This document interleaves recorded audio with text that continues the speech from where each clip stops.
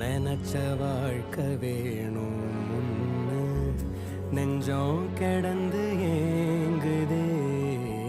படைச்ச சாமி கேட்காததையும் படிச்ச சாமி கேட்டதே. எல்லாரையும் போல நல்லாரு போனால நீதி தரும் சேரி வரும் நமக்குண்டு அழகிய எதிர்காலம்.